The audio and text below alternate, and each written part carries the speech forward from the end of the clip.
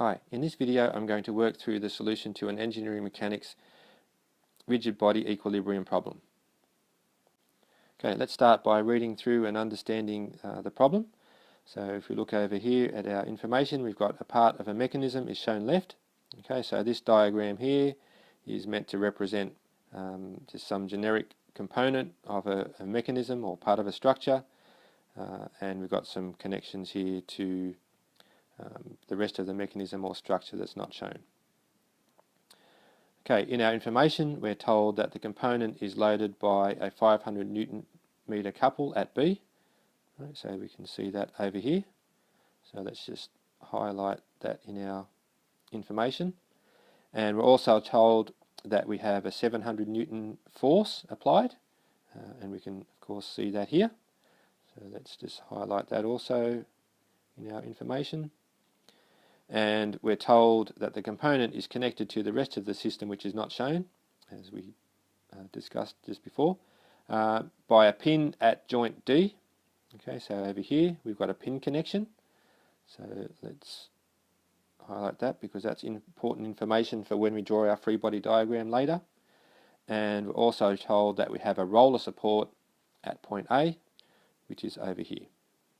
So again, let's highlight that. And in our information for the question, we're told that we need to determine the magnitude of the reaction forces on the components at the supports. And we also note here that our dimensions that are shown in the diagram are in millimeters. Okay, so the first step in solving an engineering mechanics equilibrium problem is to draw the free body diagram. Okay, so that's just a simple representation of the external boundaries of the body that we're analysing. So in this case, just a simple shape there that we need to draw. And then once we've done that, we can start in to add some dimensions for reference.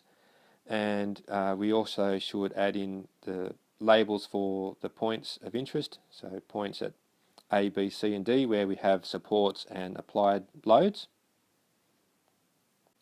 Then once we've done that, we can start to add in the forces and moments that are acting on this component that we're analysing. So usually start with the applied loads. So we have the 700 Newton force at C acting 30 degrees to the vertical, and we also have our applied couple at the corner there at B, 500 Newton meters. Okay, so now we need to consider the forces that are applied by the supports. So let's consider first point D. So up on our original diagram here, we have a pin connection at D. So what that means is that this component A, B, C, D is prevented from moving in the horizontal direction and also prevented from moving in the vertical direction. So therefore we'll have forces acting on the component A, B, C, D that we're analysing, right, to represent that connection.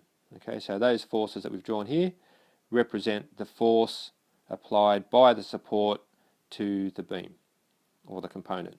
Okay, so when we draw our free body diagram, it's important that we usually don't show the reactions, the support at these reaction points.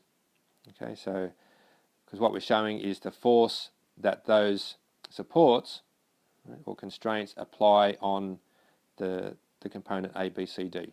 Right? Because of course if we drew a diagram of the support here, we would have equal and opposite of these acting on that support. Okay, so now that we've drawn those forces, we should also give them some labels. So we're considering here the reaction force, so capital R, at point D in the X direction. Okay, and the vertical force, reaction R, at point D in the Y direction.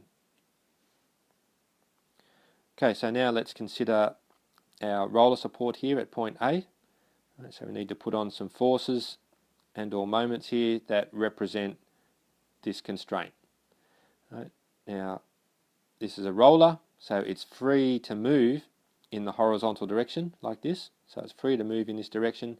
So there will be no force applied at point A in the horizontal direction, but this constraint prevents motion in the vertical direction. Okay, so we need a vertical force component on our free body diagram to represent that constraint. As I was doing that, I also have over here shown my coordinate system.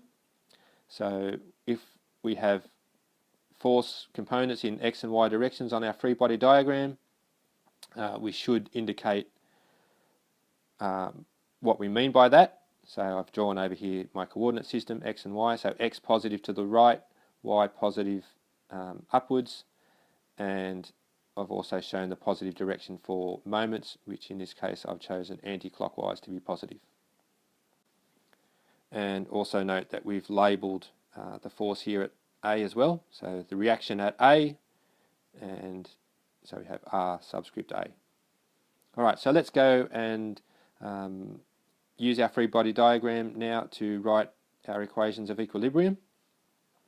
And usually when we write our equations of equilibrium, we'll start with a moment equation, because generally we can write an equation in which some of our unknown forces will drop out because their moment effects are zero. So in this case, if we look at point D here, we can see that the force R dy and the force R dx both pass through point D, so therefore their moment effects will be zero. Okay, so then the only other unknown moment effect will be due to RA, so we should be able to solve for that unknown force straight away. So let's write that equation of equilibrium.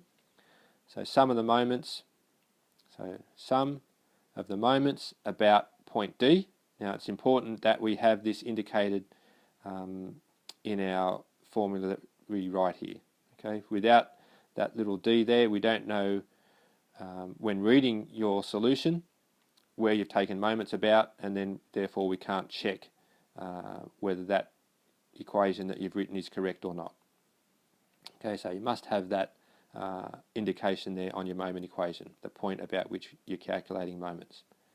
So we also have anti-clockwise again indicated as positive, and that's all equal to zero. So let's start writing that equation of equilibrium by looking at our free body diagram. So the first one we'll put in is the 500 Newton meter applied couple, and that's going anti-clockwise, so that's positive. Then the next one that we'll look at is our force RA, so that's acting vertically, so its perpendicular distance is this distance here, which is 350 plus 500, which is 850 millimeters.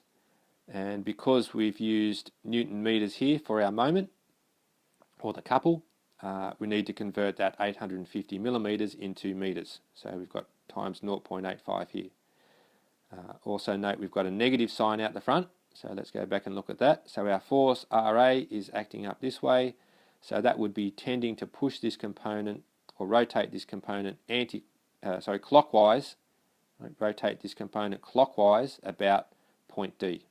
Okay, so that's why we have our negative sign out the front. Okay, so the next one to look at is our 700 Newton force. Okay, so if you find the vertical component of that, which will be 700 cos 30, its perpendicular distance from point D will be 500 millimeters or 0.5 meters, and the horizontal component here will be passing through point D, so that will have a zero moment. Okay, so let's put that in.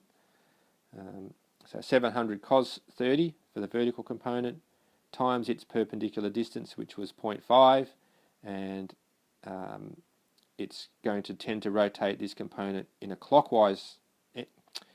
in an anti-clockwise direction about point D, so that's a positive moment.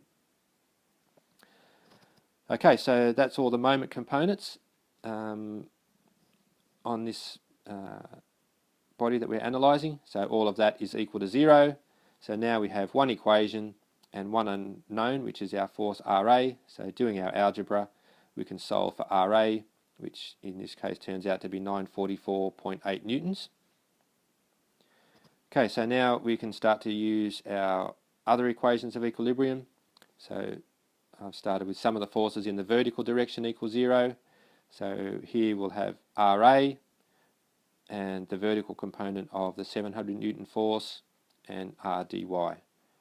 Okay, so let's write those in. So we have RA acting vertically upwards, so that's positive, minus the vertical component of the 700 Newton force, so 700 cos 30 in the negative direction because it's acting downwards, plus RDY, and all of that is equal to 0. And we've just calculated RA, so we can substitute that in here, solve for RDY, and we get minus 338.6 newtons. And the negative sign that we get here indicates that the RDY that we had showing acting vertically upwards, actually that force will be acting downwards. Don't go back and change your free body diagram though, because if you do that, then your equation becomes wrong. Right? So just leave it as it is and indicate down in your solution here that the force component shown in the free body diagram is actually incorrect in terms of its sense, right, because we've got this minus sign here. Alright, so next thing is sum of the forces in the horizontal direction equals 0, and in this case we have the horizontal component of the 700 Newton force, so 700 sine 30, and the only other horizontal force is the RDX. So we can write that straight away as RDX equals 700 sine 30, which is 350 newtons. And we're not quite finished because the question asked for the magnitude of the forces at the supports. So RA is the magnitude because we only have the one vertical component, but for RD we have RDY and RDX, so we need to find the magnitude of that force. So using Pythagoras, square root of the sum of the squares equals 487.0 newtons. And now we should summarise our answers, so final answers, and round up to an appropriate number of significant figures, in this case 3. So RA is 945 newtons and the reaction force at D is 487 newtons. Alright, so of course you should go back and check your calculations, but I'll try and keep these videos short. So that's it for that, and hope that was helpful, and I'll see you next time.